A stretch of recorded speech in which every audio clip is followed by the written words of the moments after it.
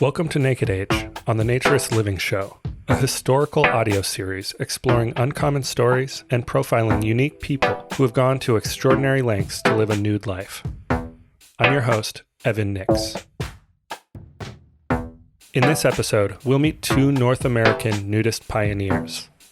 First, a look at Ray Kennett, an influential figure of early Canadian nudism.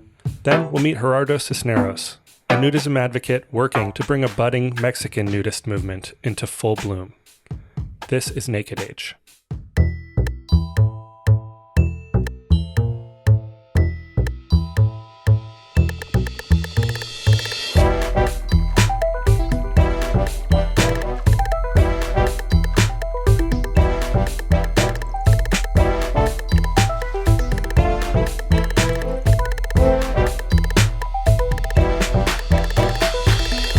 You're listening to Naked Age.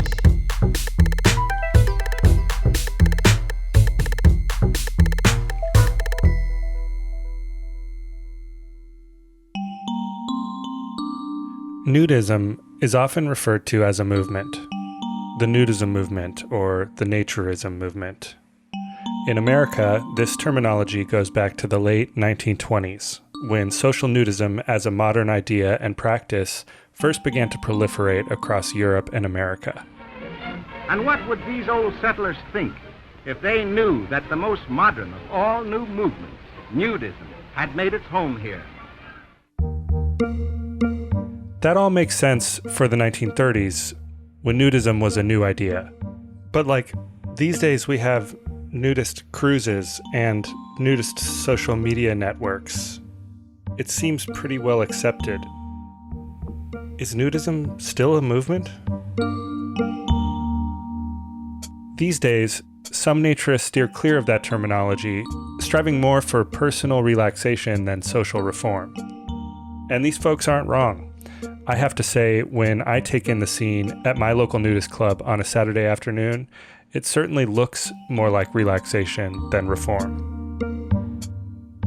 But what about when it comes to connecting with other people who practice nudism, to organize and work together to carve out a space to legally and comfortably practice nudism where that right doesn't exist already?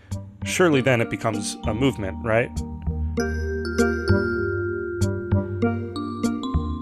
With that framing in mind, perhaps a better way to view nudism than as one singular movement is as a global phenomenon of many culturally diverse movements. Most listeners to this podcast will know Stefan Deshane as the host of the Naturist Living Show podcast, or as the owner of Bear Oaks Family Naturist Park. He's also the current president of the International Naturist Federation, a role which gives him a singular view of nudism in an international context. And as Stefan will tell you, nudism is different everywhere.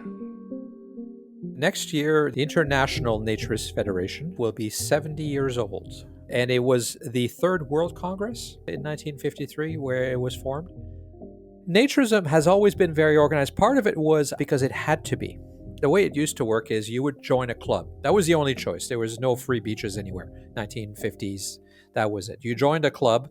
You were vetted by a club. These national organizations would essentially allow you to have a standard. You'd be part of a club.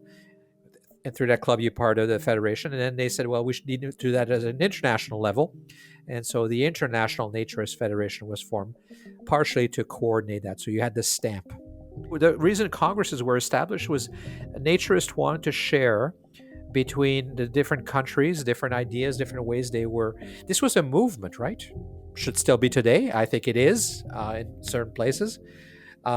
It was a movement to change the world and make it a better place. And so they wanted to get together and talk and share, but also collaborate. And there is enormous cultural differences in the world.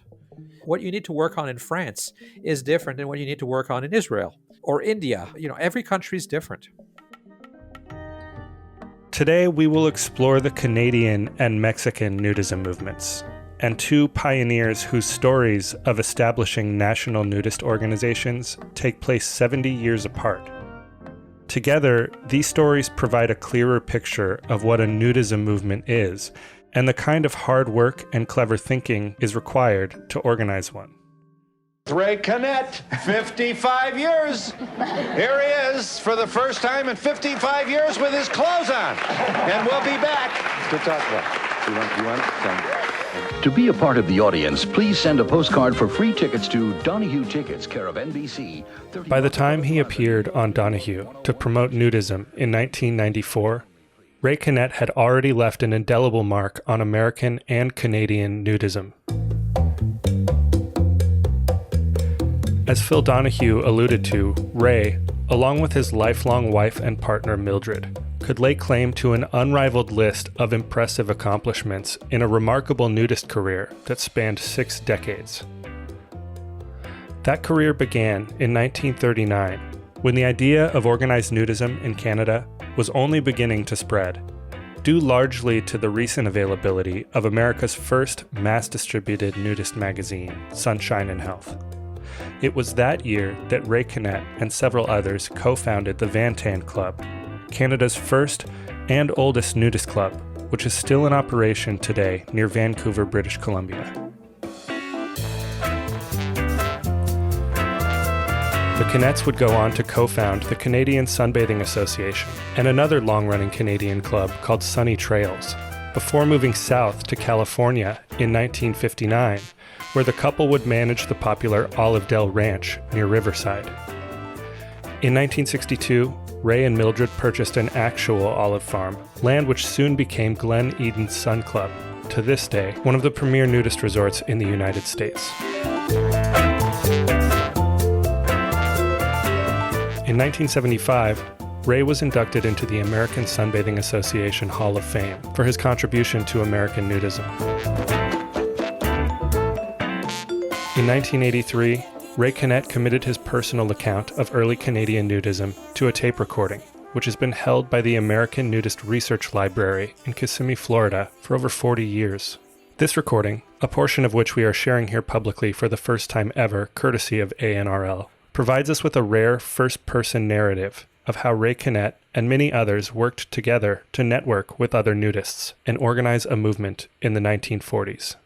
Fair warning, the audio you're about to hear is old, and the quality has degraded. This may make it difficult for some sensitive listeners to track.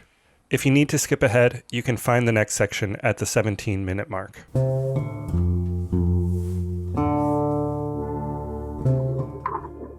Ray Canet, speaking at the request of the American Nudist Research Library,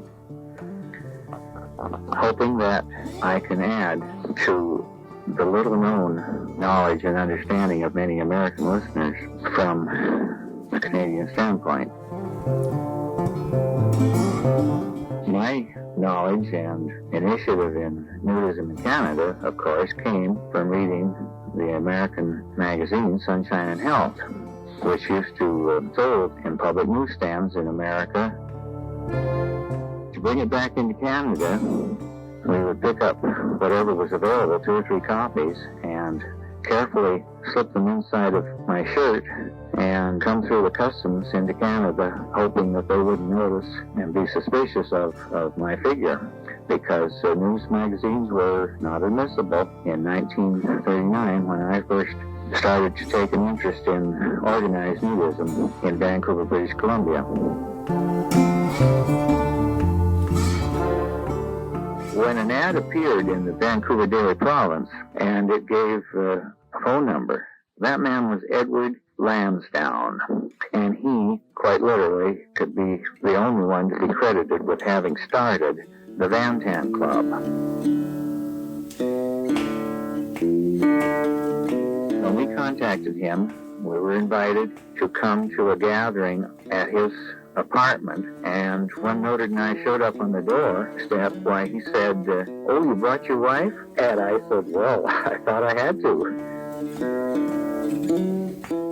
So she was very happy to withdraw, and I went in, and in the company of about 8 or 10 men, we sat through the evening and discussed. Some of them had actual nudist outings, some of them had actually visited clubs But anyhow, most of us had no real active experience. We just wanted to be a part of it if it was going to get started in Vancouver.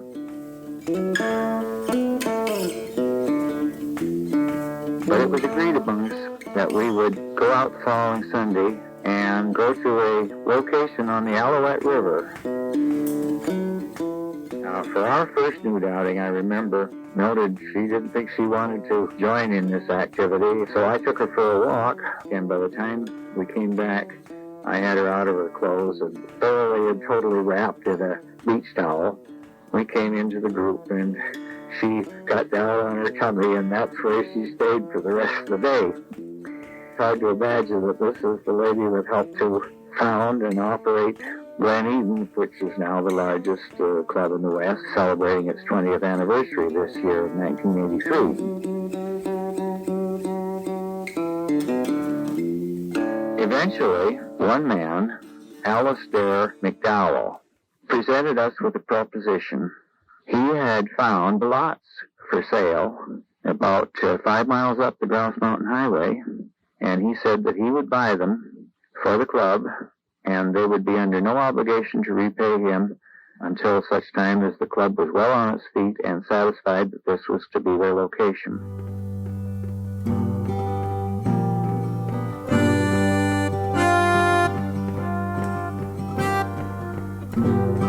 We all went up and explored the area, and were very happy with it because it had this fantastic view of the city of Vancouver.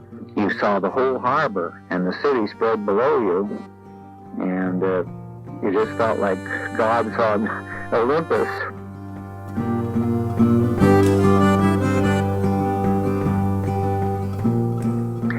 Anyway, I think he paid $250 a lot. Eventually, in 1941, I went to England. I had a letter to a man who was proposing, and at that time was writing to the different clubs in England, urging them all to come together in an association which he thought could be patterned after the American Sunbathing Association. He had me at his home a number of times, and we talked at great length about how things were done in the United States, and all I could tell him was, of course, what I had read in the Sunshine and Health magazine, because I knew in actuality very little of American nudism.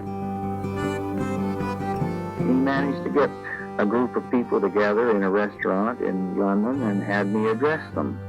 And there was a lady who came up to me and said that she was the editor of one of the English sunbathing magazines, and she asked me if I would be willing to write a bit about nudism in America or in Canada. And she was very pleased with that article. So this woman editor asked me to continue contributing. My experience writing for this English magazine led me to stop in at the office of the Canadian Sunbathing for Health magazine. And he was reprinting in Canada the text and pictures from the English Sunbathing for Health magazine and sending it out from a Toronto publishing office, and it was being sold all across Canada because it was totally retouched, no pubic area visible. So I talked things over with him, and I said to him, if he would allow me to give him the material for a page every month, I would invite all of the readers to contact me in confidence, and I would put them in touch with each other. So when I got back home, I sat down to my typewriter, and the name Sunny Trails came to mind, and that was my title for the page that I subsequently wrote until the magazine went out of business in 1958. This invitation was so successful that within a year we had 15 nuclear groups across Canada. We had an active nudist movement. There were more clubs by far in the East than in the West. But within a year, we recognized that we were ready for some sort of an organization. The Canadian Sunbathing Association A man in Washington by the name of Art Hamilton. For a couple of years, he wrote to every club in the Northwest and the 2 or 3 clubs in Canada with the proposal that there should be formed a Northwest Regional. But I was privileged to sit in on many of those organizational meetings. I remember Mervyn Mounts from Spokane was very much a part of those meetings, and he at the time paid me a compliment that I was always able to contribute to the exact wording of various ideas that they wanted to incorporate in the Constitution and bylaws of the Northwest Sunbathing Association. So when that crystallized and came to fruition, they had their first foundation meeting at the Cobblestone Lodge south of Yelm, Washington. I went home to Canada and I sent out a newsletter because I had this vast mailing list now, and I told them it was time for us to do something like that in Canada.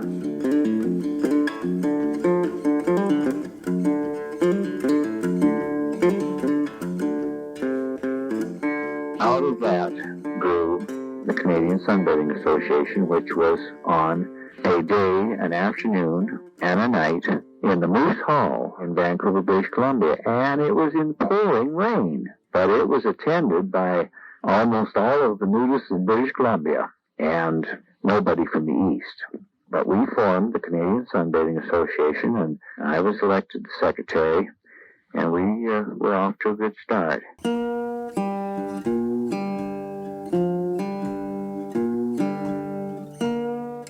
That was in 1947, the formation of the Canadian Sunbathing Association.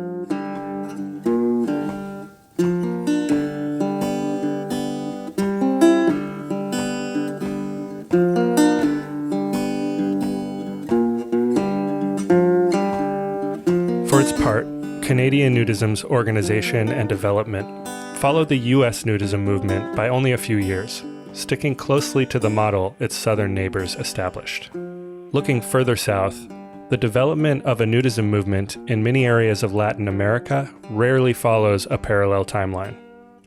In America and Canada, early nudist magazines served largely as the organ for this type of organizational communication. Mexico and other countries in Latin America had no such publications available to them. In many respects, it was not until the internet came along that Mexican nudists have been more readily able to locate and communicate with each other and begin to organize. One result of this has been a burgeoning Mexican nudism movement, growing especially vibrant within the last 20 years. One person who gets some credit for the growth of this movement is Gerardo Cisneros, who, with other leaders from multiple Mexican nudist groups, co-founded the Mexican Federation of Nudism in 2011.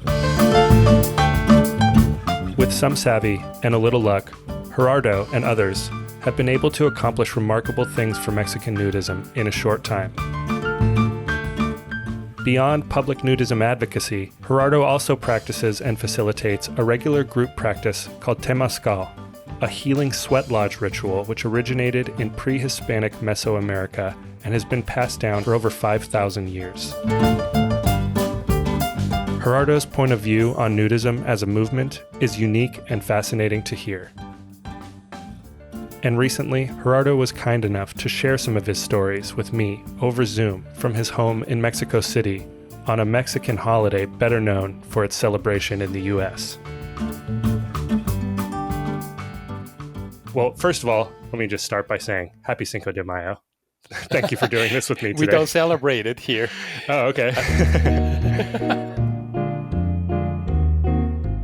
That's a state of Puebla thing and a U.S. thing. I'm a Mexican. I was born and raised in Mexico City, and I have lived here pretty much all of my life, except for 4 years in Princeton for graduate study.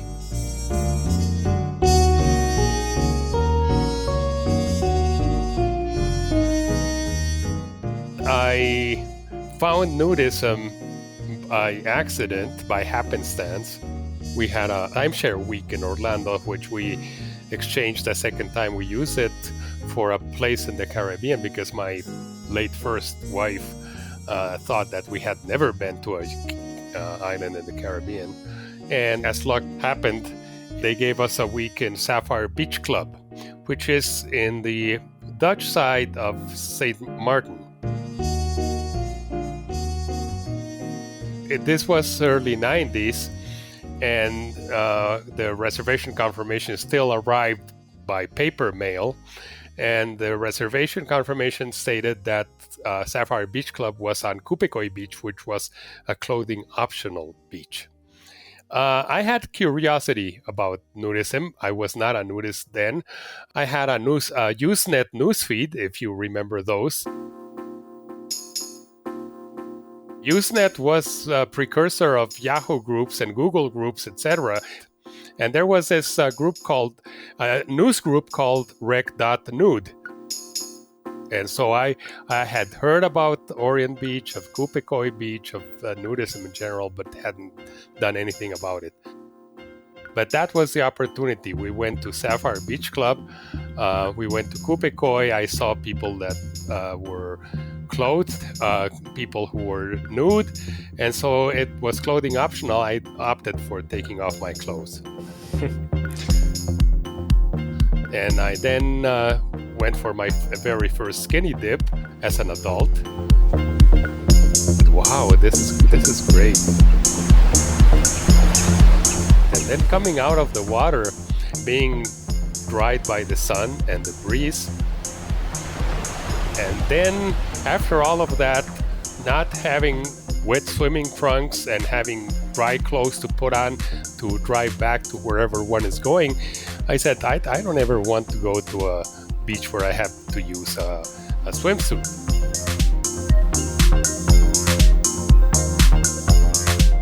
The only thing I regretted at that point was that I hadn't found this earlier when my children were little. At that time, they were already turning 19 and 21, respectively. So they're not nudists, but they don't begrudge us our being nudists. For the next 13 years, my first wife and I were pretty much anonymous beach nudists. You just mean sort of you and your first wife would practice it, but there was no social group around it. That's it. Yes, exactly. That can be a lot of fun, but not nearly as much fun as a community that you can rely on and build. I was looking for nudists in Mexico during those years, and apparently I was looking in the wrong search engines.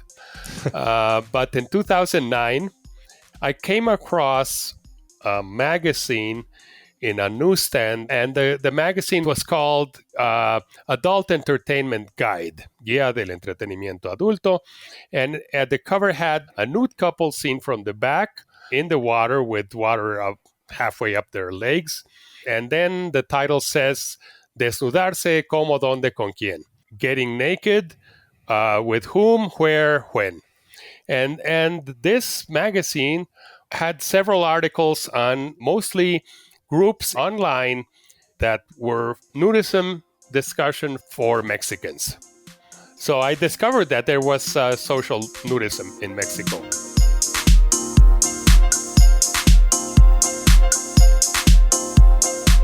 Eventually, we joined one of these groups. We started going to their gatherings, and we became social nudists.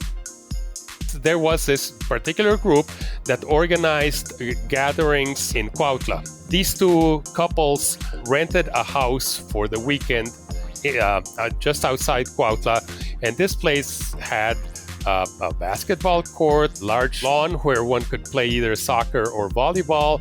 It had a pool, billiards table. Sounds excellent. It was really nice. And this was really not only social nudism, it was family nudism. And as a matter of fact, my first wife wasn't very sure about going, but when we were returning from Cuautla, she says, now I'm a nudist. She liked it so much. And then other people who sometimes came to Cuautla from other parts of the country started organizing similar gatherings near their homes. So this thing got the ball rolling. these same organizers, sometime in October of 2009, if I recall correctly, organized a gathering within the metropolitan area of Mexico City. We left early because at that point my wife was in fairly poor health. And a few of the people who were there got together and started brainstorming about forming a formal association of nudists in Mexico. They published this in one of the forums, and an appointment was set. Gathering organizers, moderators of these virtual groups, etc., to have coffee and discuss the idea of forming an association. So there were about a dozen people in that first gathering. Then 10 people regularly met, and eventually 8 people ended up drawing up articles of incorporation of the Federación Nudista de México, the Nudist Federation of Mexico, which is a non-profit here.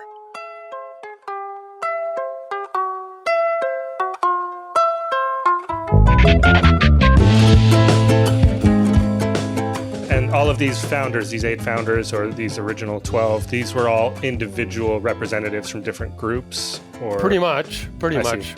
And were you among them? Yes, that's the idea. I'm one of the founders of the federation. At that time, I was doing English-Spanish translations and the articles of incorporation and the bylaws.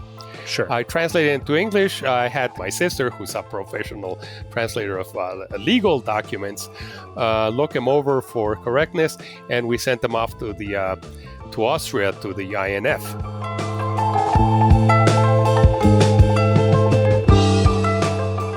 The actual incorporation happened in December 2011. It wasn't until 2013 that we had the bylaws finalized, Sure. and we sent them off to Austria, and we got the acceptance from them. So we were recognized immediately. What did that do for your federation in Mexico? One important thing that happened as a consequence of INF acceptance of the Mexican Federation was that all of the INF federations received notice of the new federation in Mexico. So in December of 2013, the Brazilian Federation invited us to participate in the 5th ELAN, which stands for Encuentro Latinoamericano de Naturismo, or in English, Latin American Naturist Encounter or Meeting. It's sort of a congress. This was going to happen in Uruguay in March of 2014. The federation at that point was still 8 people. We hadn't opened affiliations yet. We didn't think we were ready. And we certainly didn't have any money in the bank account of the federation, but I did have some of my own. So I paid my way to Uruguay with the intent of proposing that Zipolite be the venue for the 6th ELAN. This was an event that took place every 2 years, and I went with this proposal to bringing it to Zipolite for 2016. And for my good fortune, the Brazilian Federation was extremely happy that there was a second INF-recognized federation in Latin America, and they wholeheartedly supported my proposal.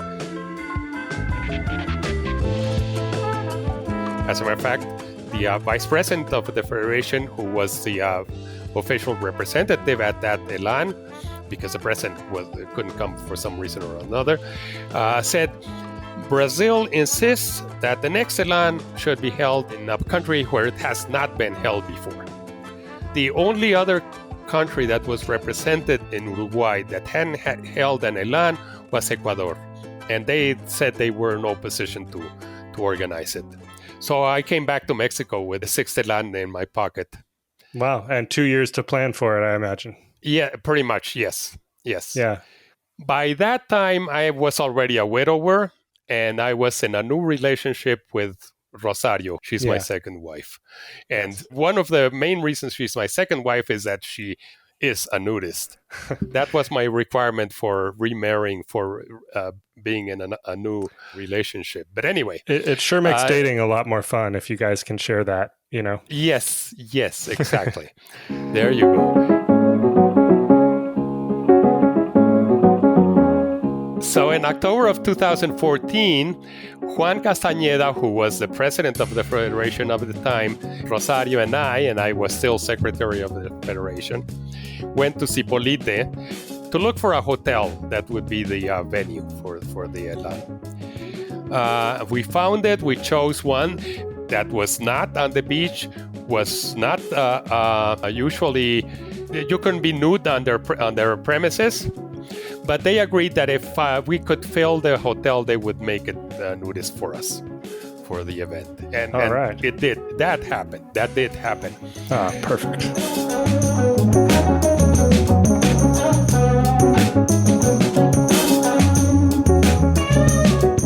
We also went to try to talk to the municipal authority. Mm-hmm. They were nowhere to be seen.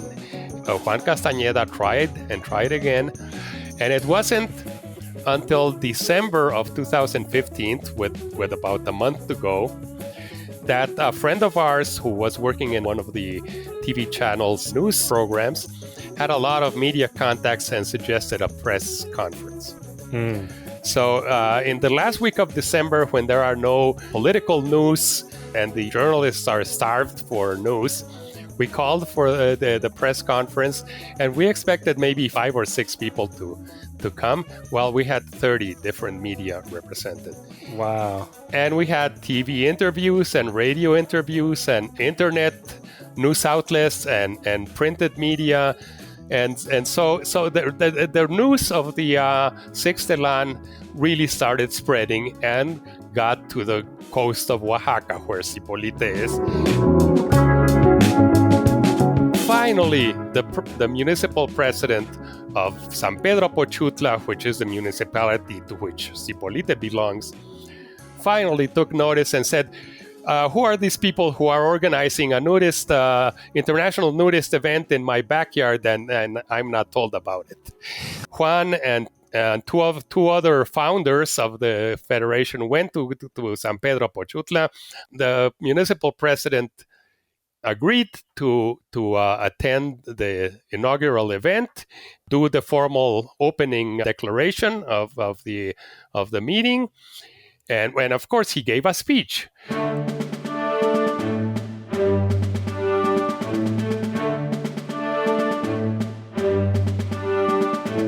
January 28th, 2016, I think it was a Friday.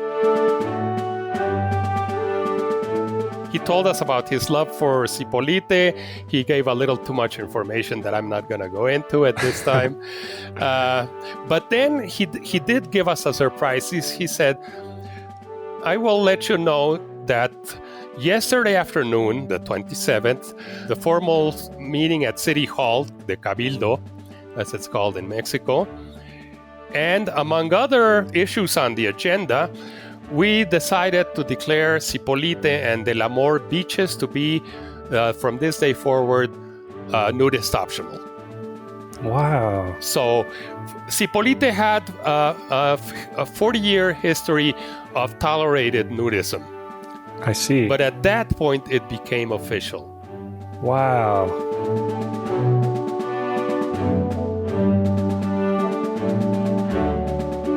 And that, from my point of view, is one of the major, was the major achievement at the time for the Federation.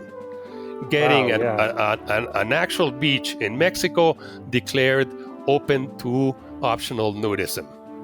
That's an incredible win. Yeah, and to think that you had such a hard time reaching him. Seems kind of silly considering the support. That was a marvelous surprise that he gave us. Wow. So you guys were not even lobbying to make the beach an official beach? No. What a great way to open up your event. I imagine people were elated after that. There's this hotel on the beach called Nude Bungalows and Spa. And the manager for 2 previous years, his name is Jair Flores, had tried to organize Zipolite Nudist Festival. But not having any support, it didn't really happen. No one knew about them. And Jair Flores and Juan Castañeda decided to, since the Elan had happened and had been successful, and the beach was now officially nude, they decided that on the same holiday weekend of the following year, they would revive this idea of the Festival Nudistas Hippolyte. And that's when it started to grow. So for the next 4 or 5 years running, it just grew and grew and grew to almost 8,000 people arriving in Hippolyte for that weekend just before the pandemic hit in 2020.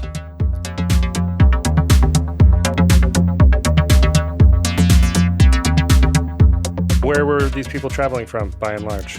All over the place. Lots of Canadians and Americans, but mostly Mexicans from all over the country. Yeah. Mm-hmm. That's where I met Stefan in person. That's where I met Nick and Linz of Naked Wanderings. Mm-hmm. You know, that kind of event obviously brings people together, and here you've created an international event in an unlikely place that's bringing together people from far disparate lands. I mean, that's a pretty incredible accomplishment. Yes, and the continuing festival is not really the Federation's merit. It's Juan Castañeda and Yair Flores' personal effort. The other thing that happened after I was widowed and I started this relationship with Rosario is that I got involved in in a group called Amor Nud that had existed since 2004 on Yahoo Groups. And when Yahoo Groups shut down, it just migrated to WhatsApp. And this group has organized temazcales every month, and now more frequently every 3 weeks since then, since 2004. And what is temazcales? Temazcal is a pre-Hispanic sauna. It's a sweat lodge.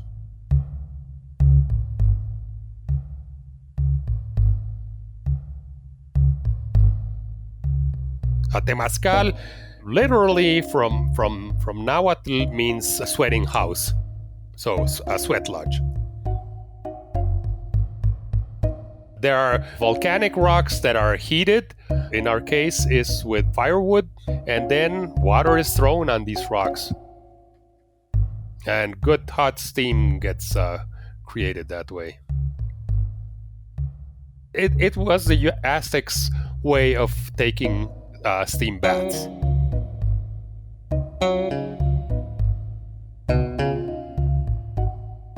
We have a temazcal every 3 weeks on a Sunday morning, and we sweat for about 4 hours. We get there at 9, and at 10:30 at the latest, we're going in for the first puerta. The sweating goes on for 4 periods called puertas in Spanish, and each puerta is about 25 to 35 minutes. So we are actually sweating there for 2 non-continuous hours. Wow, that sounds very intense. Yes, it is. The first period, I've measured the temperature about 3 feet from ground level at 54 Celsius. Wow. Well over 100 Fahrenheit. It is extremely hot. What are those sessions like? You're with other people? Yes. Well, the one we've been using since 2014 is a large one. You can actually stand up in it, and it fits comfortably about 28 or 30 people. By comfortably, I mean anyone can stretch out on the floor if necessary, and the floor is never above 33 Celsius. I would imagine that there's dialogue. You guys are talking. Oh, yeah. There's a lot of chanting. There's ritual involved. This is pre-Hispanic, and there is ritual. The first door, it's for presenting. Everybody introduces themselves. It states what they want to get out of the temazcal. Everyone comes with their own petitions for the temazcalito, the little temazcal, as they call it. And then there's regular singing and traditional chanting. And then after each period, we go out for 15 to 20 minutes, cool down, take a shower if one wants, enjoy the sun. There's a nice lawn next to it. And so we have fun. What a great way to like come together. Everybody's always looking for interesting things to do, socially nude, and you can only see so many volleyball games, right? It just seems like so much more of an intimate and personal way to come together. Obviously, a lot has changed in Mexican nudism since you've been involved. Is there anything that you'd like to see change next? I'd like to see less egos and more coming together. There are quite a few groups that don't talk to each other. Sure. Because of imagined or real slights. And that's one thing that needs to disappear if we're really gonna grow nudism in Mexico more than it has grown to this point. Sure. Do those disagreements or disputes affect the way that your nudist federation is productive and operates? Yes. Yes, unfortunately. I think that's one of the mainstays, at least when you look at American nudism, having looked at its history, is there's always conflict, right? It's just like any subculture. There's always personalities that butt heads. Yeah. Yeah. We have that here.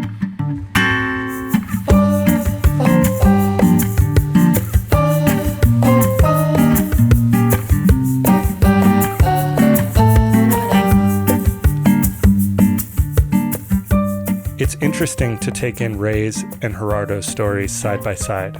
There are a few clear parallels between both stories, despite their taking place over 70 years apart. When you take a step back and start to take all of these similarities in, it helps you to see that while many things change, some things do remain the same. You can find the Nudist Federation of Mexico on Facebook and Twitter, or through their website, fednudemex.org. This episode would not have been possible without the American Nudist Research Library and the Western Nudist Research Library. These important organizations are working to preserve the history and culture of the nudism movement. Both organizations are member-supported. Become a member and support nudist research. This episode included music sourced from the Free Music Archive under a Creative Commons license. Please see the show notes for detailed credits. Special thanks to Gerardo Cisneros, Rosario Correa, Scott Klein, Timothy Sargent, Mark Pavelchek, Carl Hild, Paul Lavallee, Andy Tabbitt, Shannon Lewis, and Stefan Deshane. Please subscribe to The Naturist Living Show wherever you get your podcasts, and listen to past episodes of Naked Age at nakedage.co. Thanks for listening.